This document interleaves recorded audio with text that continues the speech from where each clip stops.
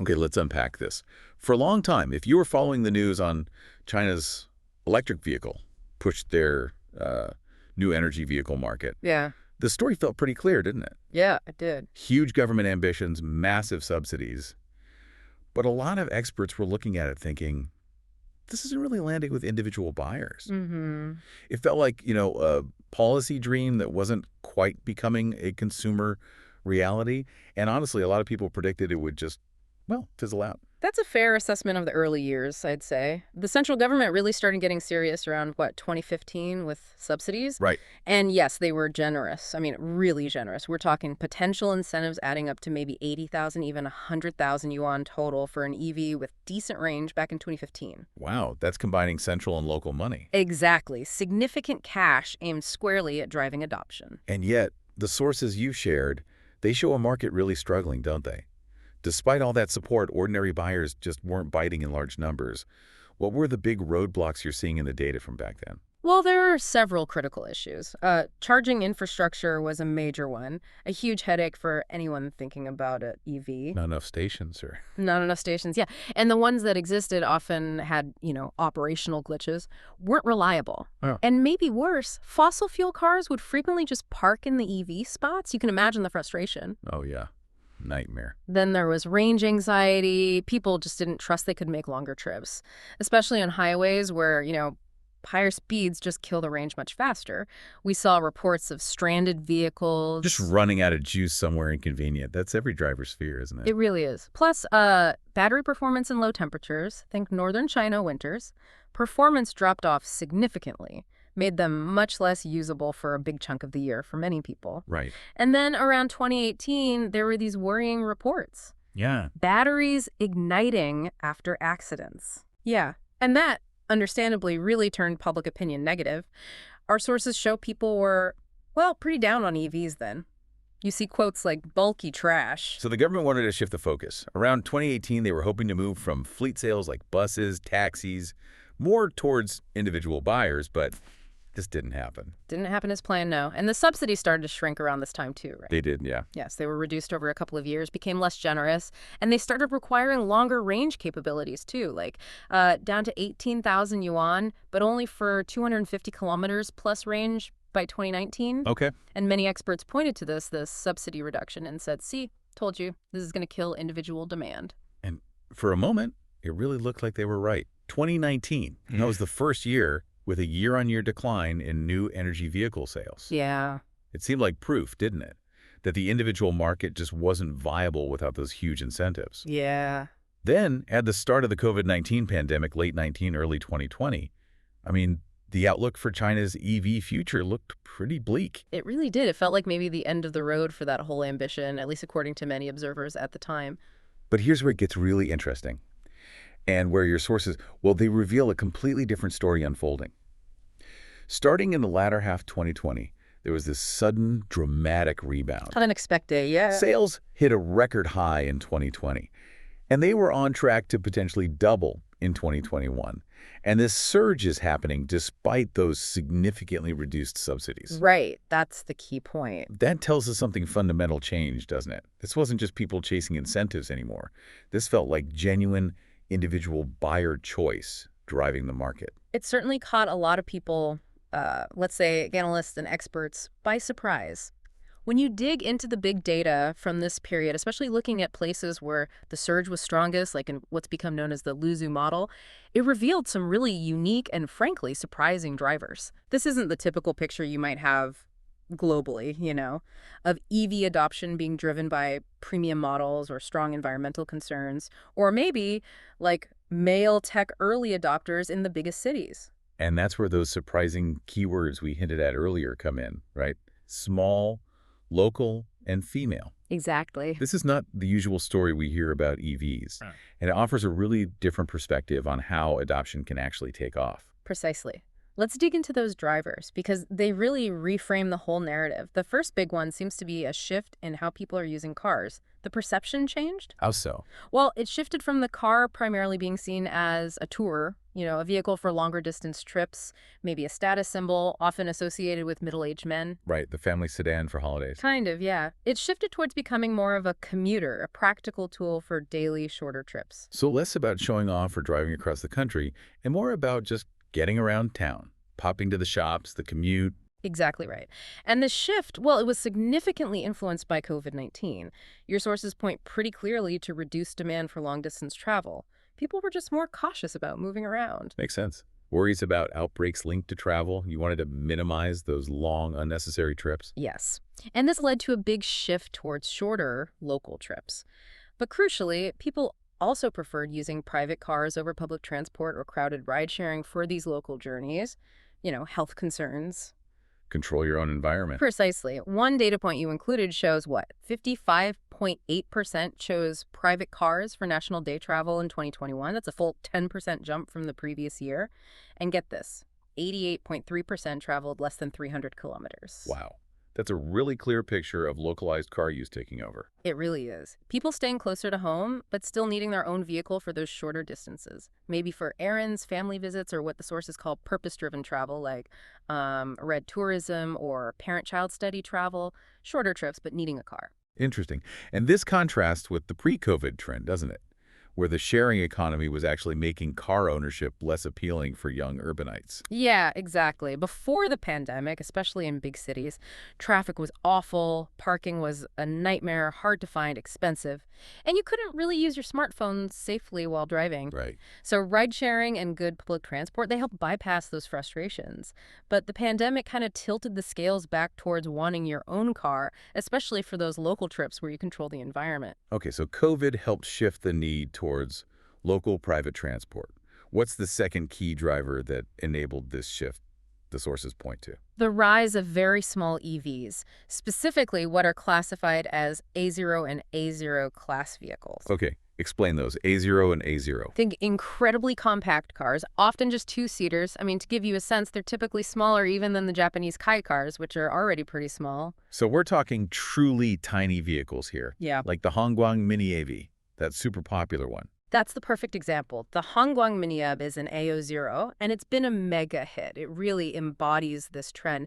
These aren't seen as direct replacements for, say, a gasoline sedan you'd take on a long road trip. Right. Different job entirely. Exactly. They're primarily seen as a daibouche. It's a phrase you find in the sources. It translates roughly to something like a vehicle to take the place of walking, or maybe using an unenclosed vehicle like a scooter. Okay. Like an all-weather alternative to an electric scooter or a bicycle, but enclosed, safer, maybe? Precisely that. They're for getting around locally. Running errands, short commutes, school runs, that sort of thing.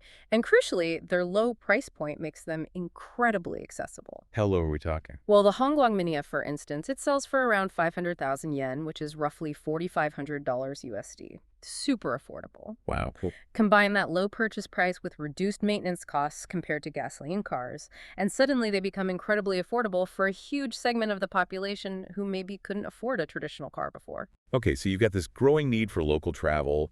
You've got these super affordable, small cars, perfect for it. What's the third surprising piece of this puzzle? Women. The data shows a really significant increase in female car ownership is driving this market. It's quite striking. Really? How so? Well, traditionally, cars were often owned by men in the household, and women might drive the family car.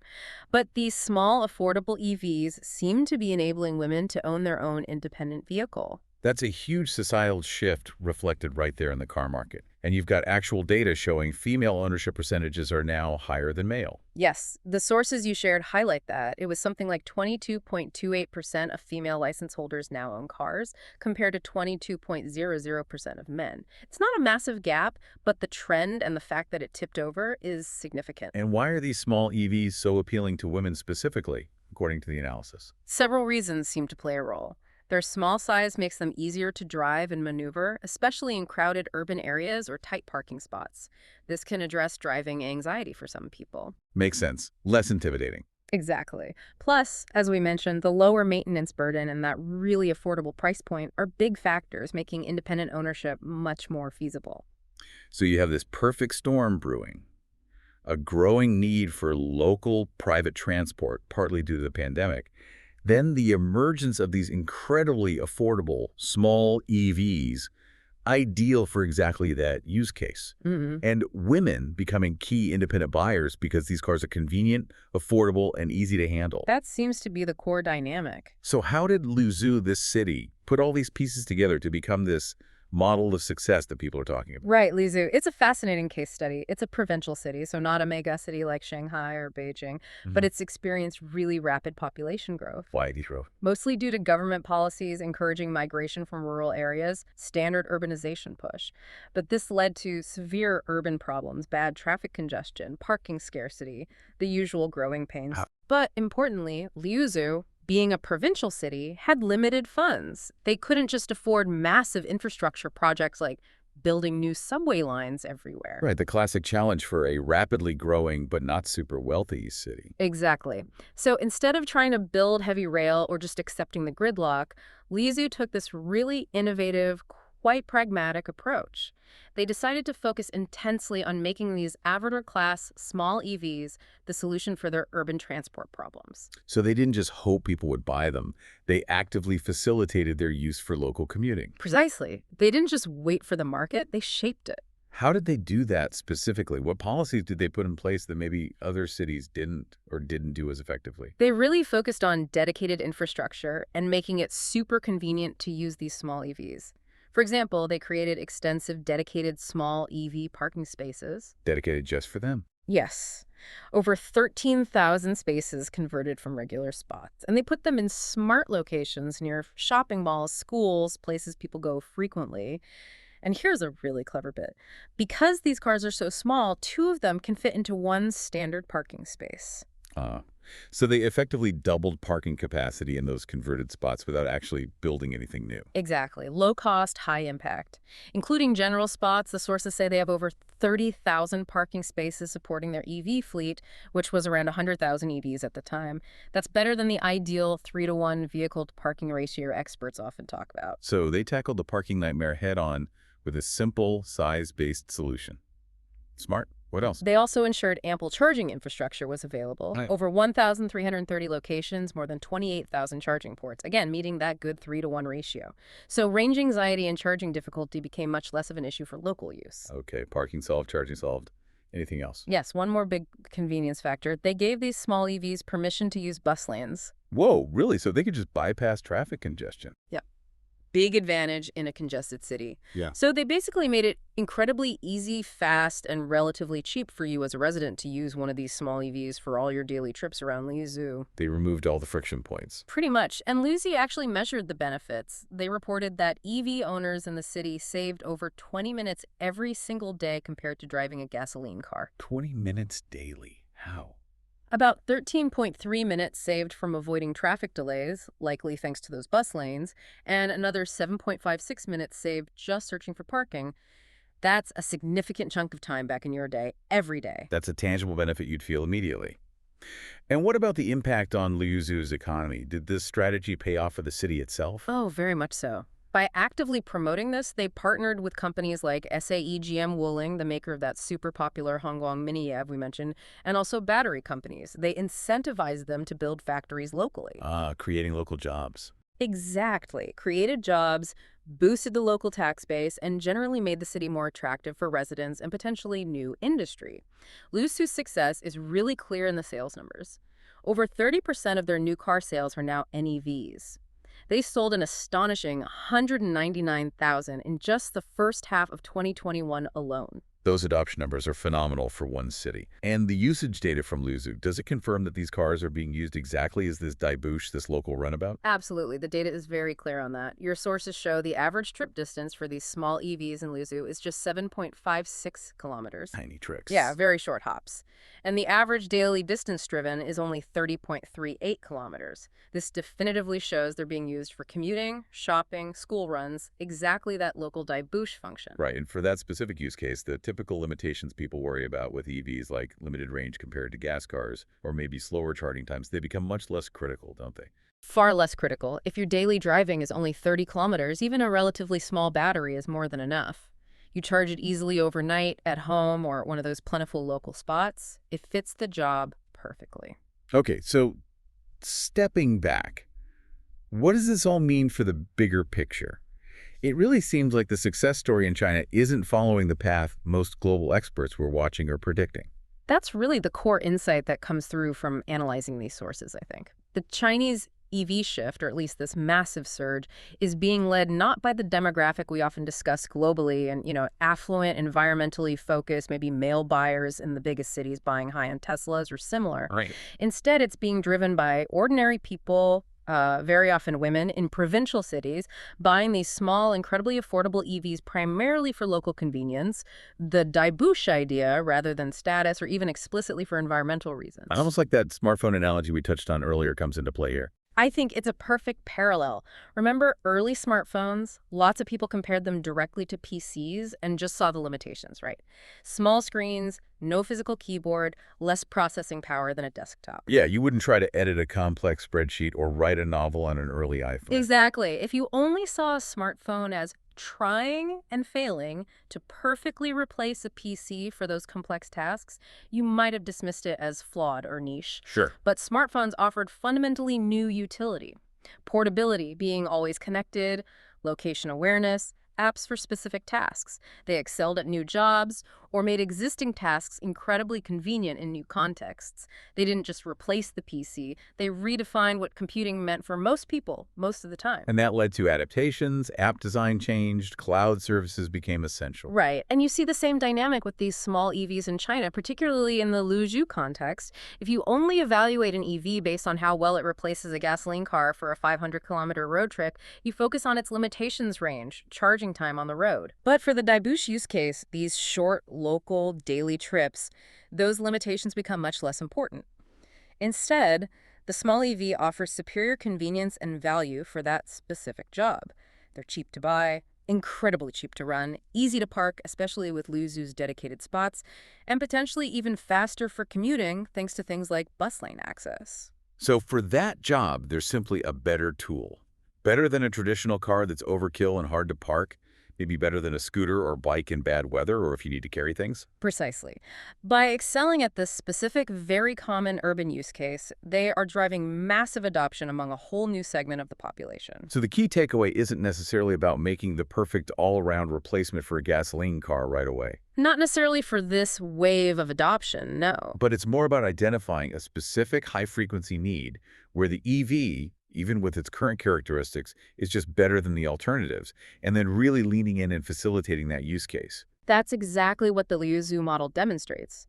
It shows how critical it is to combine the right kind of vehicle, in this case, small and affordable, with really supportive infrastructure and policies targeted at that specific use case and the demographic embracing it. In this model, this way of thinking, it isn't necessarily limited to China, is it? Your sources suggest it could apply elsewhere. Absolutely. The sources explicitly suggest applying this Liuzhou model thinking to other markets. Japan is mentioned as a prime example. Why Japan? Because Japan already has a massive market for small vehicles. The kei cars, which are overwhelmingly used for exactly this kind of local transport by a very broad demographic, including many women and older drivers. They are already the quintessential dibouche in Japan. That makes incredible sense. The use case is already deeply embedded. It is. And with Japanese automakers like Nissan and Mitsubishi planning to release new K-class EVs aiming for competitive pricing after subsidies, well, if local governments in Japan were to adopt supportive policies similar to Liuzhou's, like dedicated small EV parking, maybe charging support, perhaps some urban access benefits. Exactly. If they did that, focusing on making kei EVs super convenient for their existing dominant use case, it could potentially spark a very similar large-scale shift towards electrification there, driven by practicality rather than premium features. So the success in China, as these sources reveal it, it really does seem to redefine how we should think about the EV transition, doesn't it? It's not just a single path focused on long-range and high-income buyers. It broadens the perspective considerably. It's powerfully about identifying and facilitating these specific practical use cases, where EVs provide superior convenience and value for ordinary people in their everyday lives, getting the job done better, cheaper, easier. It really shows that a focus on affordability, on convenience, and on targeting specific common use cases with the right kind of practical vehicle like these small EVs can fundamentally redefine urban and local transportation. It can unlock mass adoption in a way that focusing purely on perfectly replacing traditional cars in every single scenario might struggle to achieve as quickly. Which leads to a fascinating final thought for you, our listener. Could this focus on accessible, convenient electric mobility tailored for specific common urban and local uses actually spark a global movement? Could it shift the focus beyond just high-end, long-range vehicles towards more practical, widespread electric transport solutions that serve the everyday needs of millions more people? That certainly raises an important question, doesn't it? Something to watch as you see EV adoption trends continue to unfold, not just in China, but all around the world.